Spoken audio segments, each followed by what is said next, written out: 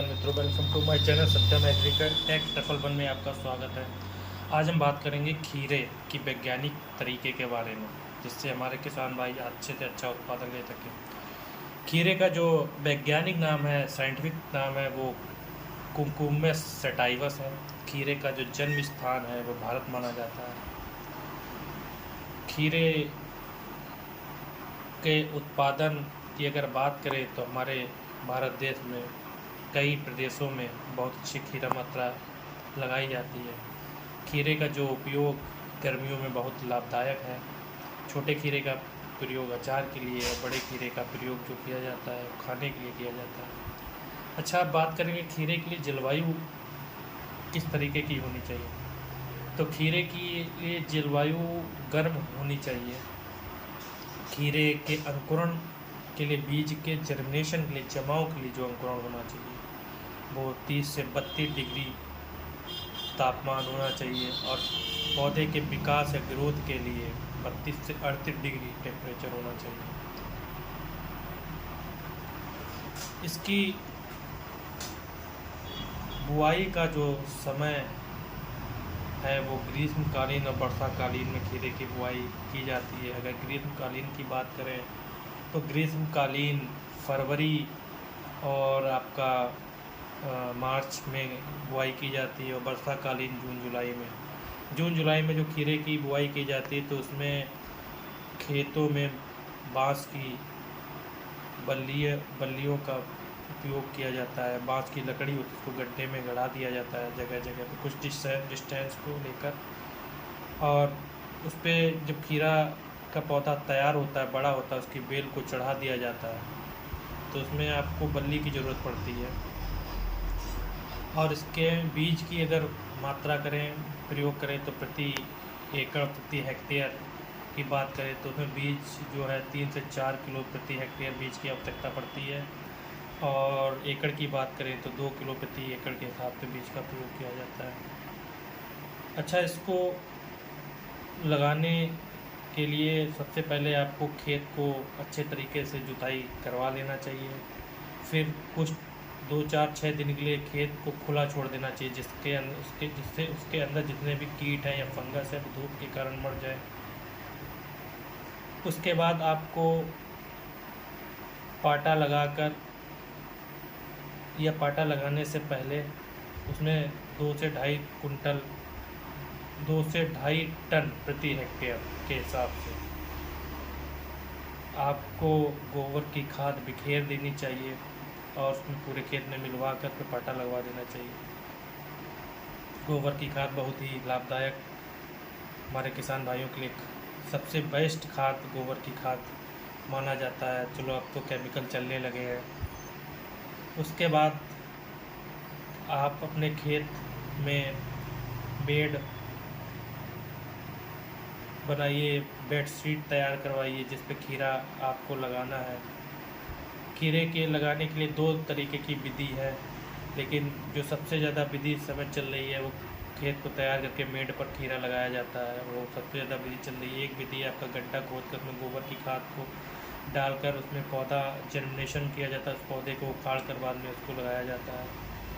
तो उसकी चर्चा मैं कभी दूसरी वीडियो में करूँगा विस्तार से। उसके बाद आपकी अगर प्रजाति की बात करें तो खीरे में 2 तरीके की प्रजाति है, उन्नत प्रजाति, संकर प्रजाति।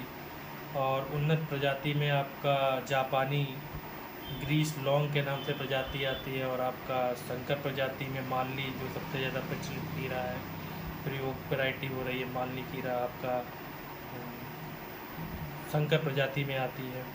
और भी कई सारी प्रजाति है, मुझे इतना अभी प्रजाति के बारे में कुछ याद नहीं है, तो याद है मैं बता रहा हूँ। और आपका संकर प्रजाति में सर एक प्रिया के नाम से प्रजाति आती है, और आपका उन्नत प्रजाति में एक प्रजाति आपका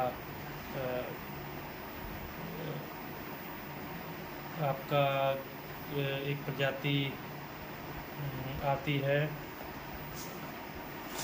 मैं अभी थोड़ा देख के बता रहा हूँ।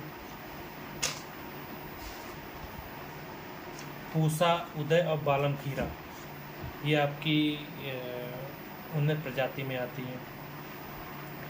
और इसमें अगर खाद की बात करें कि बहुत से किसान भाई कंफ्यूजन में रहते हैं कि बेसल डोज कितना डालना चाहिए जब खेत को तैयार करने के बाद। तो बेसल डोज में आपको डीएपी 1 बैग, सुपर 3 बैग।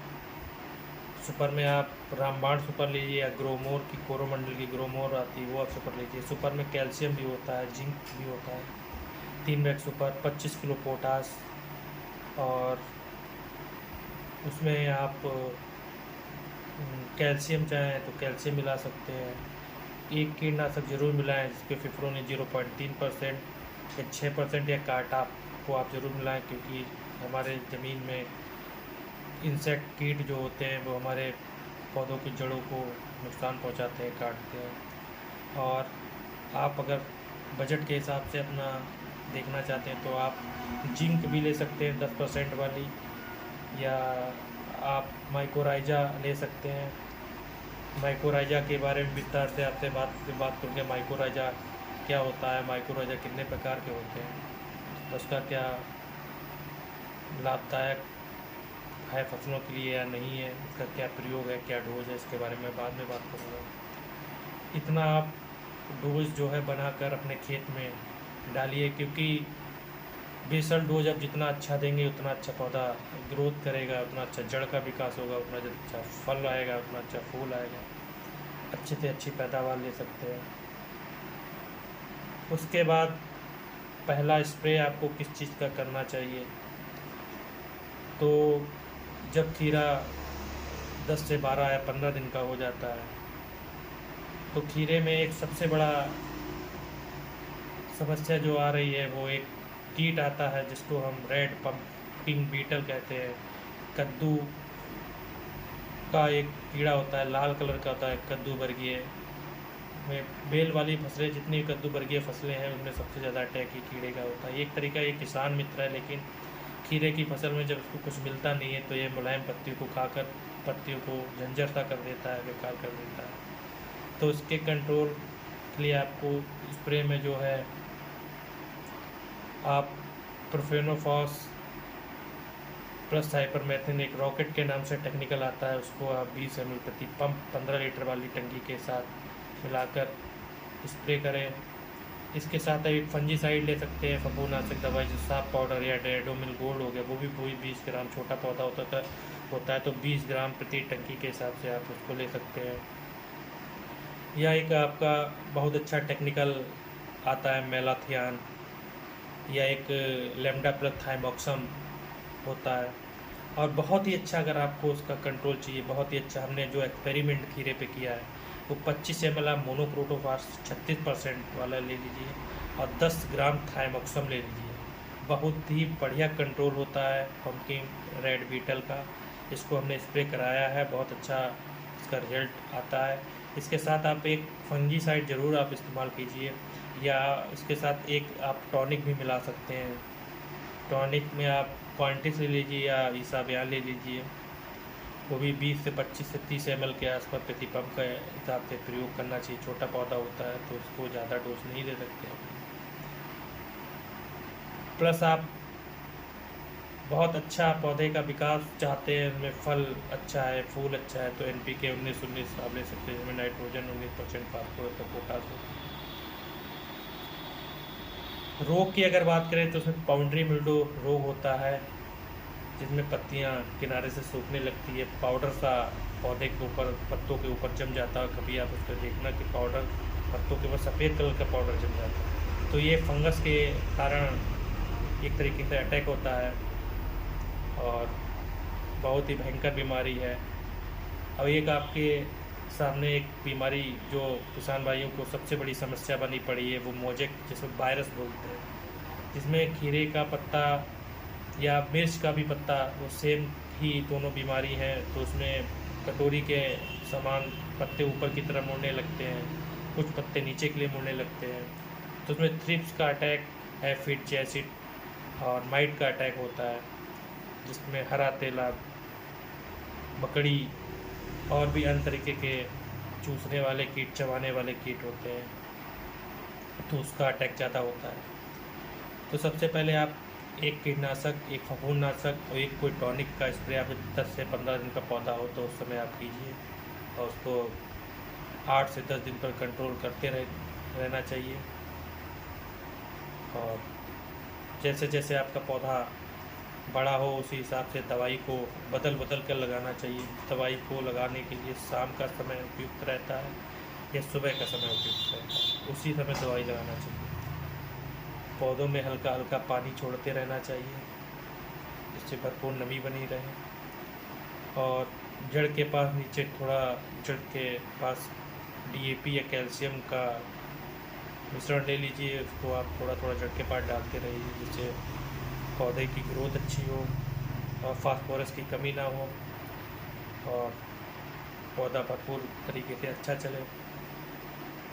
और इसके बारे में मैं, जैसे आपका डिसीज़ हो गया, बीमारी हो गया, कीट हो गया, इसके बारे में भी मैं बात विस्तार से करूँगा, लेकिन अभी नॉर्मली मैंने कुछ शॉर्टकट में आपसे बात की है। और बढ़िया से बढ़िया फसल लीजिए। अगर कोई जानकारी आप चाहते हैं तो हमारे व्हाट्सएप नंबर 9696910378 पर कांटेक्ट कर सकते हैं। मेडिसिन की बात रही, अच्छी से अच्छी मेडिसिन का प्रयोग मैं आपको बता दूंगा, कौन सी मेडिसिन कब लगानी चाहिए, किस समय लगानी चाहिए। क्योंकि अगर आप अच्छी से अच्छी मेडिसिन और सही समय पर लगाते हैं तभी आपको भरपूर रिजल्ट मिलेगा, अन्यथा नहीं मिलेगा। एक ही मेडिसिन को बार बार ना लगाएं, साइड इफ़ेक्ट भी हो सकते हैं। डोज को नॉर्मल तरीके से पौधे के हिसाब से लगाएं, पानी की मात्रा पर ज़्यादा रखें। और अगर वीडियो अच्छी लगे तो इसको एक बार लाइक भी कर दें, इसको देखें ना तो सब्सक्राइब भी कर दीजिए। सब्सक्राइब करने से आपके पास से क्या जाता है, ये सब्सक्राइब करने के लिए तो बोल रहा हूँ। और भी फसलों की जानकारी मेरे यूट्यूब पर चैनल पर आती रहेगी, इसलिए कह रहा हूँ मैं, सब्सक्राइब कर दीजिए और लाइक कर दीजिए ताकि बराबर तरीके से आपको अपडेट मिलती रहे। आने वाला समय बहुत ही अच्छी अपॉर्चुनिटी खेती की है।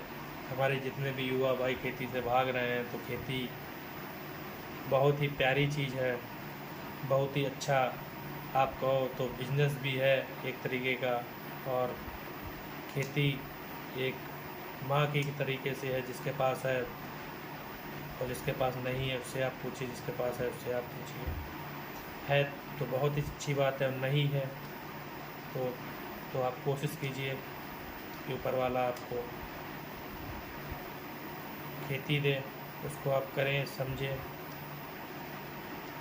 वीडियो को लाइक करें, सब्सक्राइब करें और शेयर करें। नमस्कार। सब्सक्राइब।